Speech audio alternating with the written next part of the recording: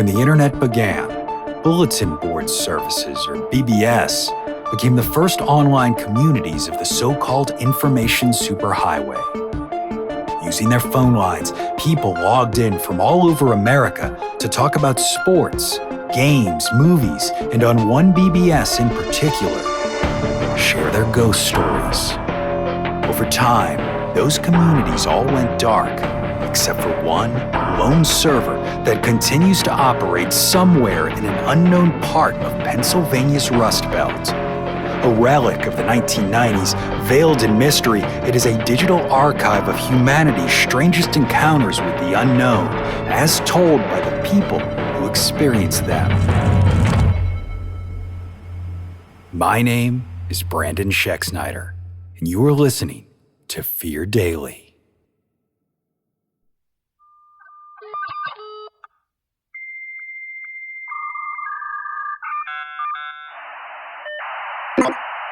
Subject: The Farmhouse. User: Misty M8. Posted October 28, 1999.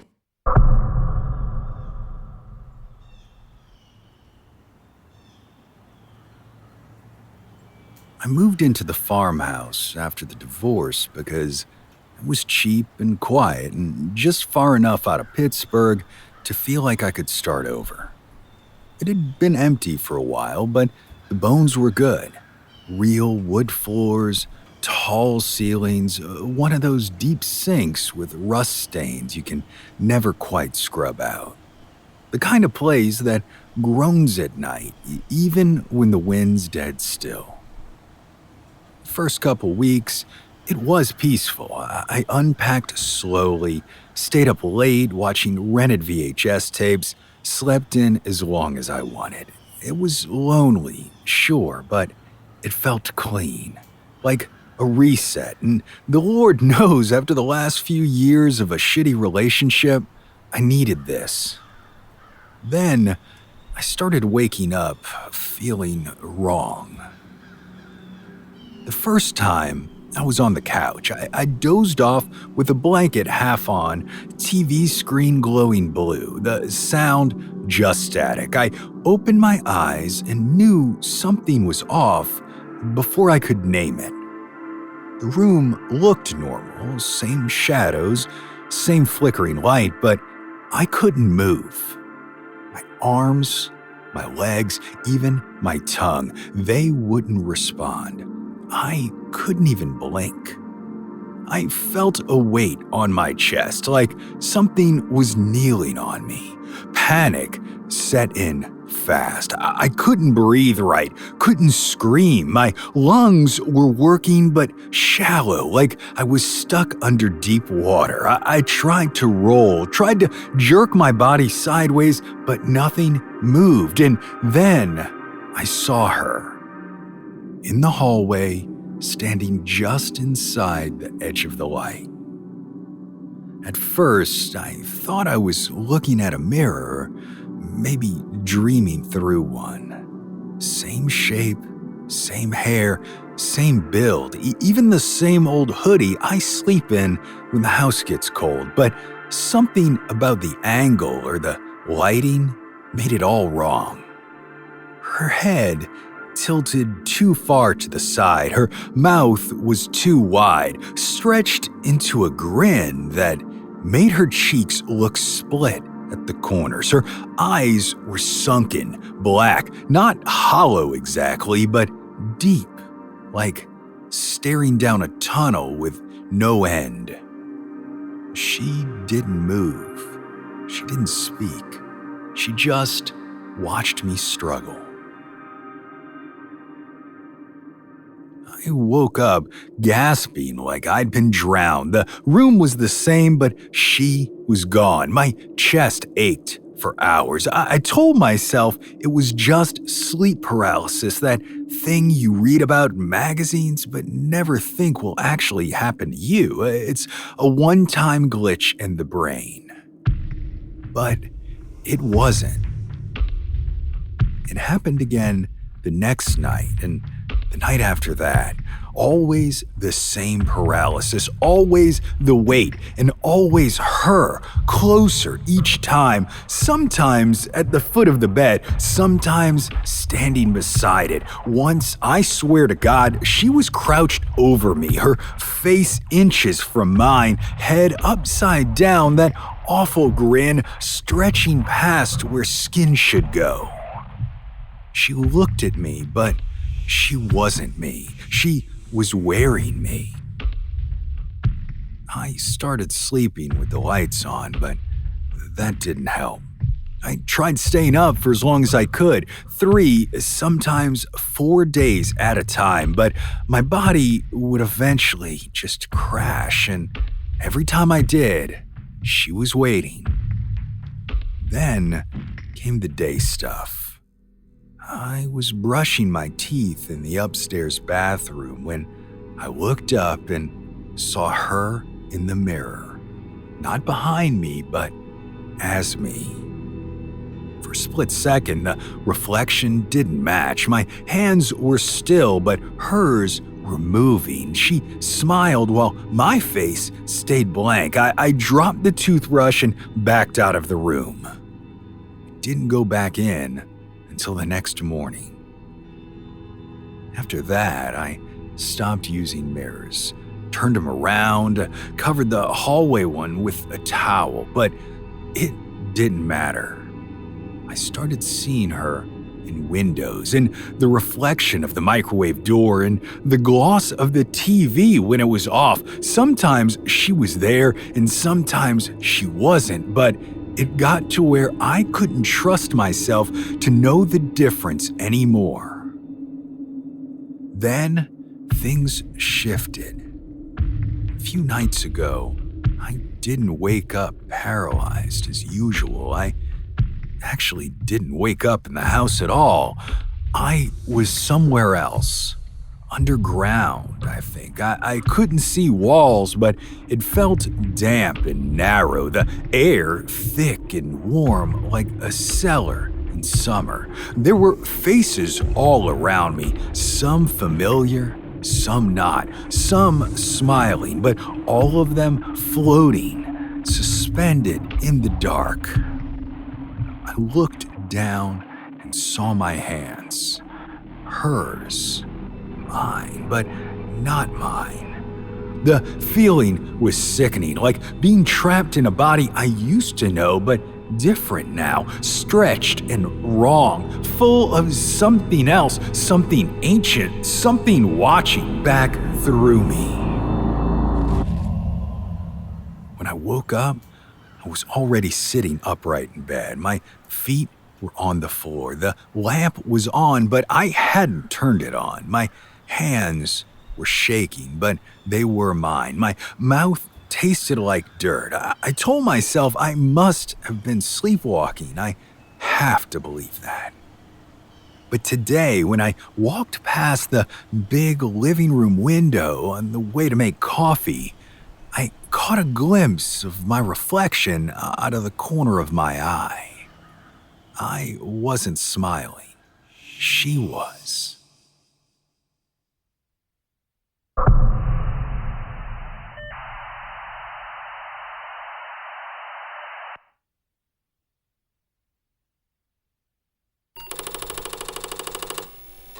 Subject, just listen. User, 8patience9. Posted, March 3rd, 1998. I'm 42 years old. I got 2 incredible kids, a career I love, and a little house just outside Lexington with a wide porch and a grill that gets way more use than I'd ever expected when we bought it. On paper and in my heart, I've lived the life I always hoped I could, and I don't say that to brag. I say it because I owe all of it, everything, to something that happened one night when I was 17 years old, riding the bus home after a shift at McDonald's. It was my senior year. Everyone I knew seemed to have a plan. College, trade school, military. Me, Not only did I not have a clue what I wanted, what was worse was that I had too many ideas. I liked drawing, but I also liked music. I liked building things. I liked stories. I liked money and cars and even working with my hands, but none of it felt like something I wanted to chase for the rest of my life. That seemed like a long time. My parents pushed business school, and my girlfriend at the time had this dream of moving to Atlanta and starting fresh. She wanted me to go with her, but I knew deep down I didn't want that life. Not really. I was stuck. A mess of expectations, of trying to be everything to everyone, and I felt like I was drowning. Then there was that night. My shift had been awful. We were short-staffed, and the manager kept glaring at me like I was the reason the fryer broke down. I missed the earlier bus and ended up having to wait an hour for the last one. The stop was lit by one flickering street lamp, and the only sound was that buzz overhead and my own thoughts. Loud, bitter, and looping. The bus pulled up just after 11, and it was empty when I got on. I walked straight to the back like I always did, slouched in the corner, and put my head against the window. A few minutes later, the bus slowed down at a cross street and stopped even though nobody was there. I thought maybe it was just part of the route, but then the doors opened with that sharp hiss, and he stepped on.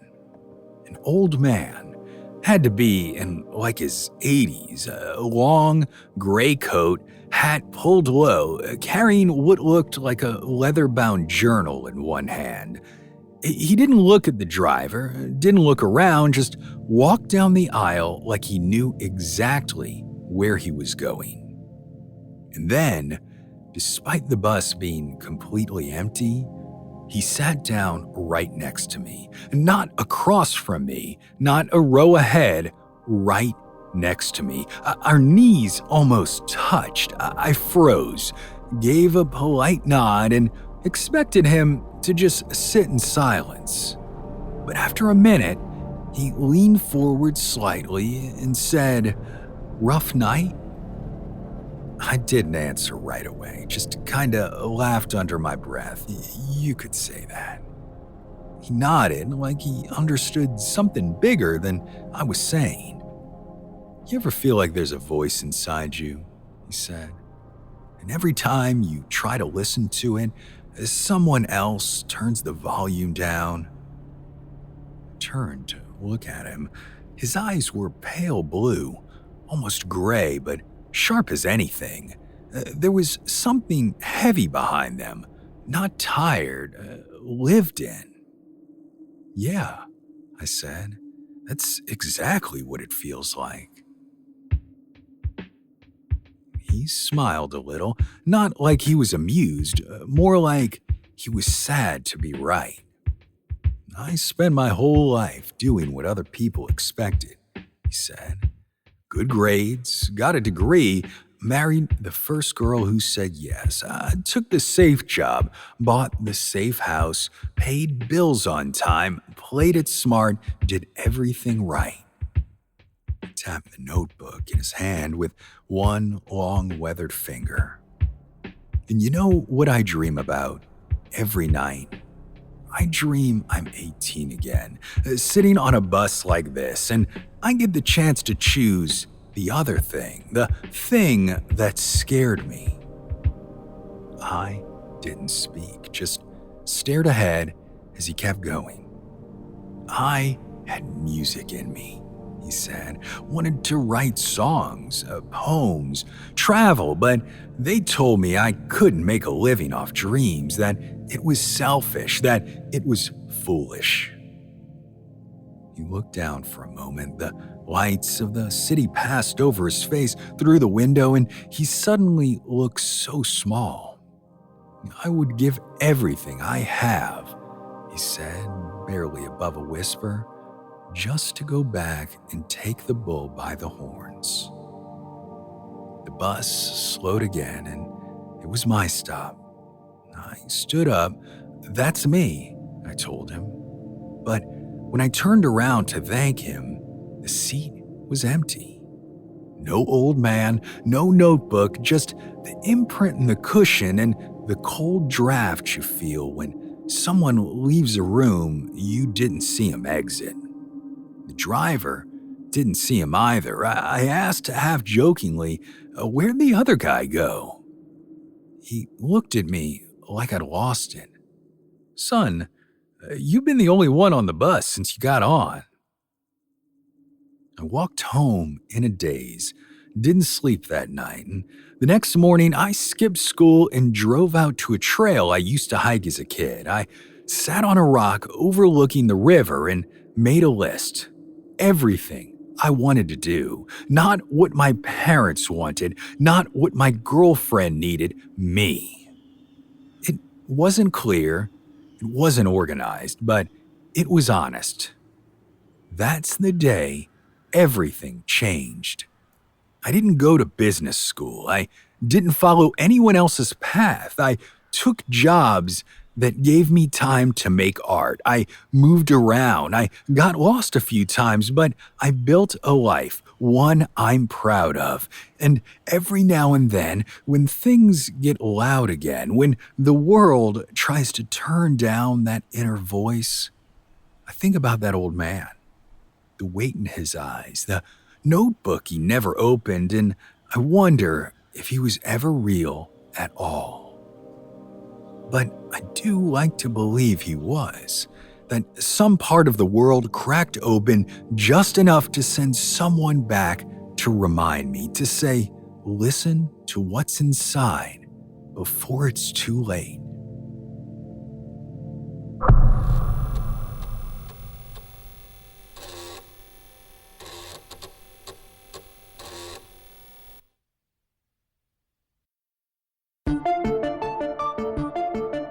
Fear Daily is an independent podcast hosted by Brandon Schexnayder and written by Brennan Storr, with Joanna Smith serving as the consulting editor, audio production by Rachel Boyd, and sound design by Southern Gothic Media. This podcast is a work of fiction. Names, characters, places, and incidents are either products of the author's imagination or are used fictitiously. Any resemblance to actual persons, living or dead, or to real events or locations, is entirely coincidental. Ad-free versions of Fear Daily are available now on your favorite podcast apps. For more information, visit feardaily.com. But move fast, before the server goes offline.